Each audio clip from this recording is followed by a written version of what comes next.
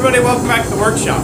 So today, it's another cold day here in Ohio. This is the month of January, if you will. So it's bound to be cold if you're watching this video in the future. I do it all seasons. So anyways, what am I doing today? Well, today I am going to be showing you how to clean out a clinker out of the coal forge. Now this coal forge has been sitting overnight. And that's not really the question, is how you clean out a clinker after it's been sitting all night and, you know, the fire's dead out. The question that came in from a YouTube commenter in my comment section, one of my subscribers, thank you for it by the way, was how do you remove the clinker from the fire while it's running, while it's lit, while you're doing your workflow for the day. So that's what we're going to discuss today, and that's what we're going to work at. If you hear noise roaring in the background, that's actually the gas forge running. I just do that long enough to try to kind of take the nip off of it. So we're going to get this thing up and running, and I'll be back with you once I'm thoroughly satisfied that there is a clinker in the bottom of this forge. So thank you all for watching this video. Let's get to it. Okie doke, folks. So I have the ISO setting really down low here, so this way everybody can see this really good. The first part of taking and doing this while this forge is heating, while the forge is hot, to remove the clinker, you want to take and kill the air blast. That's rule number one. You want the whole forge to take and come to a rest. That's rule number two. So you want this fire to be down into the darker reds or darker oranges, or more or less oranges. You want it as a duller yellow to a bright orange when you go ahead and pluck this out. If you wait till a dull red, you can do that, but you can also smother the fire too by trying to pull out too much stuff. The next thing you want to do is, with a fire poker like this, you want to find the edge of your fire pot. And I mean the edge. That's where, if you look at this fire pot should be sloped like so. So you want to find the outer edge, and you want to run your fire poker down that outer edge to the very bottom. Okay? And then if you can, make sure you stay up out of the air grate.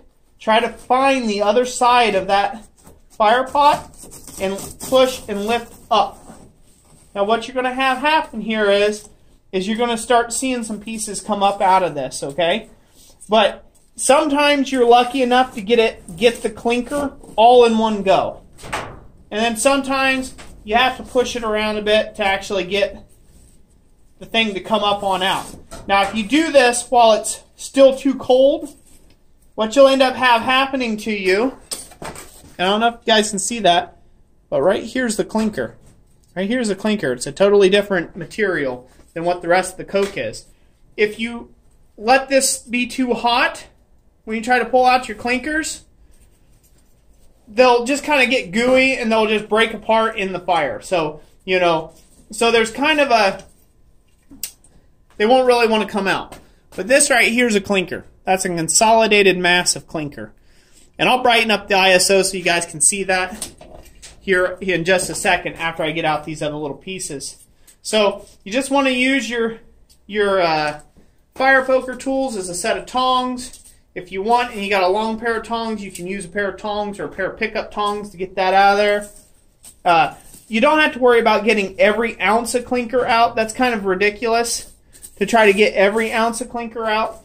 But you just want to get the majority out. So this way it's not inhibiting the airflow, okay? So you just push up the other side and rake up like that, and you watch the other side of the fire pot to see if you get clinker. So now it's going to be like, so now you're going to be thinking to yourself, man, I'm just destroying my forge to all heck, right? But you have to remember, all this is hot. It's just lacking air.